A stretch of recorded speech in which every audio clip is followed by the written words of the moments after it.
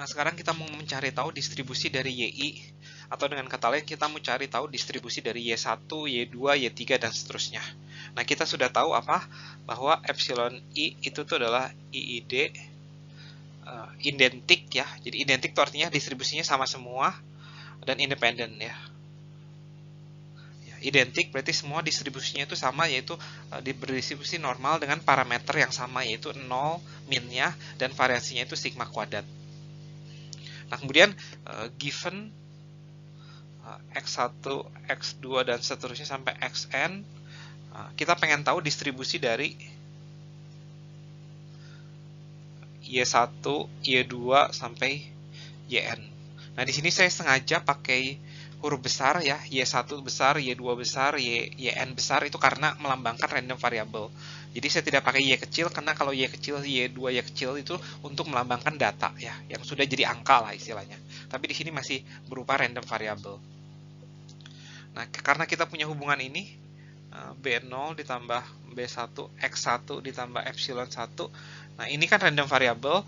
Nah, ini tuh adalah bukan random variable, itu seperti yang konstan. Oleh karena itu, distribusi dari Y1 itu adalah normal dengan minnya itu adalah B0 ditambah B1 X1 dengan variansinya. Kalau Anda coba cari, variansinya itu tetap, yaitu sigma kuadrat ya, tidak berubah. Begitu pula dengan Y2 ya, B0 ditambah B1 X2 sigma kuadrat ya.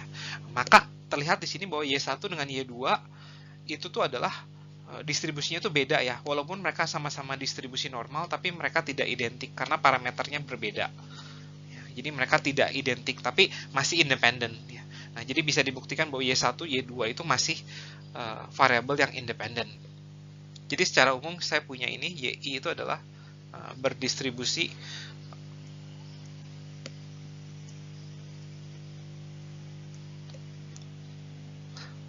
normal B0 ditambah B1 XI dengan variasinya sigma kuadrat ya, independen.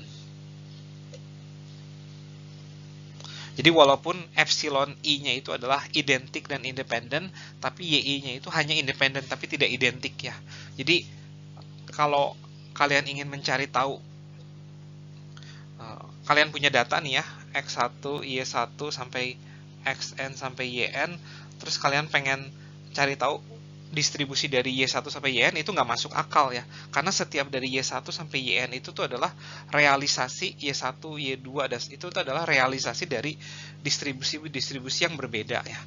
Nah, kalau kita bawa ke epsilon, nah itu baru boleh ya. Nah, epsilon 1, epsilon sampai epsilon n itu adalah realisasi dari satu random variable ini. Tapi Y1 sampai Yn itu realisasi dari random variable yang berbeda ya. Jadi Y1 itu adalah realisasi dari Y1, Y2 itu adalah realisasi dari Y2, dan Y1 dan Y2 itu adalah random variable yang berbeda ya, karena parameternya itu berbeda. Nah, semoga cukup jelas. Kita lanjut ke slide berikutnya. Topik berikutnya itu adalah bagaimana mencari B0 dan B1 ya, given data ya. Jadi given data X1, Y1, dan seterusnya sampai Xn sampai Yn, bagaimana mencari B0 dan B1.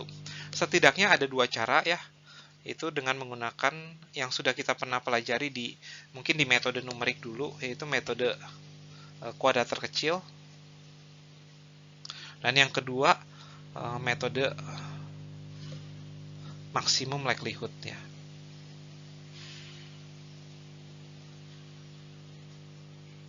Nah, kedua metode ini tidak akan saya bahas ya. Nah, metode maksimum likelihood sebenarnya akan saya bahas di akhir, di video yang paling akhir. Silakan Anda pelajari jika berminat, namun jika tidak berminat juga tidak apa-apa. Nah, tapi saya akan bahas sedikit tentang metode least square ya.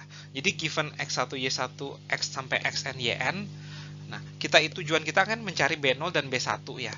Nah, yang meminimumkan apa gitu ya. Jadi tujuan kita itu mencari B0 dan B1 yang meminimumkan ini. Y kecil dikurangin Y besar kuadrat ya. Y kecil itu adalah data, sementara Y besar itu tuh adalah prediksinya ya. Jadi setelah dimasukin ini ya, B0 ditambah B1XI ya, dikuadratkan. Nah, tujuan kita itu adalah mencari B0 dan B1 sehingga ini tuh penjumlahan kuadrat ini tuh paling minimum ya. Nah, ini sering kali disebut, ini ekspresi ini tuh sering kali disebut dengan sum square error ya, yang terfungsi dari B0 dan B1 ya. Itu adalah sebuah sum square error yang merupakan fungsi dari B0 dan B1. Dan ini sudah pernah kita bahas dulu di mata kuliah sebelumnya, di mata kuliah di metode numerik ataupun di statistika elementer harusnya sudah pernah dibahas, dan hasilnya itu adalah ini, B0 topi ya. Itu B0 topi itu adalah B0 yang meminimumkan ini. Yang meminimumkan ini yaitu adalah Y bar dikurangin beta 1 topi X bar. Dan sementara beta 1 topinya itu adalah R dikalikan dengan SY per SX. Nah, R itu adalah Pearson correlation atau sampel korelasi, SY itu adalah standar deviasi dari data Y, dan SX itu adalah standar deviasi dari data X. Ya. Nah, di sini bisa Anda buktikan sendiri ya, B0 topi sama B1 topi yang meminimumkan SSI itu adalah ini, ya, yang saya kotakin ini.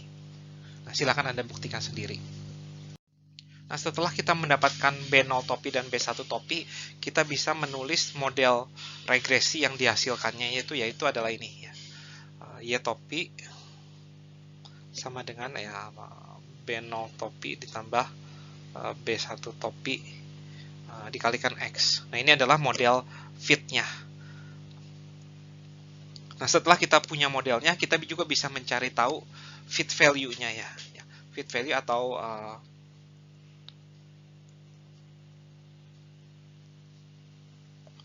dari YI ya. Nah, Y itu adalah YI topi. Nah, YI topi ini bisa dicari dengan cara mensubstitusi B0 topi, B1 topi dikalikan XI ya. Karena B0 dan B1 sudah diestimasi, maka ini tuh adalah angka, ini tuh ada angka, dan XI juga kita tuh adalah angka, dan maka YI itu adalah angka semua ya. Nah, I-nya jalan-jalan dari sampai N. Nah, langkah yang terakhir yang mesti kita cari tahu itu adalah residu ya. Residu dapat dicari. Residu itu adalah lambangnya tuh EI ya. E itu dari error ya sebenarnya ya. Nah, si EI ini tuh adalah yang mengestimasi epsilon I itu sebenarnya. Nah, jadi YI itu adalah YI ya dikurangin YI topi. Ya. Nah, jadi nah ini angka maka EI itu pun udah angka ya. Dikurangin beta 0 ditambah beta 1 XI. Ya. Nah, ini adalah cara menghitung residu ya, residu dari model. Nah, sebenarnya model kita itu parameternya itu tidak hanya B0 dan B1 ya. Nah, kita ingat model utama kita itu adalah ini nih. Y sama dengan B0 ditambah B1X ditambah epsilon ya. Nah, yang jadi parameter dari model kita itu adalah B0, B1, dan ada satu lagi, yaitu kita tahu bahwa epsilon itu tuh adalah normally distribution dengan parameternya 0 sigma kuadrat ya. Nah, si sigma kuadrat itu adalah salah satu parameter dari model kita juga. Nah, oleh karena itu kita harus mencari tahu sigma kuadratnya itu tuh berapa gitu, atau estimasi atau sigma kuadrat topinya itu berapa gitu. B0 topi sama B1 topi kan kita sudah dapatkan. Nah, kita butuh mencari tahu sigma kuadrat topi itu berapa. Nah, caranya itu dengan mencari variansi dari EI ya, dari residu ya. Nah, cuman tidak dibagi dengan N-1 tapi dibagi dengan N-2 ya, supaya estimasi kita itu tak bias ya. Nah, namun itu di luar konteks kuliah kita. Nah, di sini sigma topi kuadrat sering juga disebut dengan ini ya, S kuadrat ya. Jadi kalau ada buku yang ngomongin S kuadrat itu tuh ada artinya itu adalah variansi dari si ini error ya, atau variabel random errornya, estimasinya.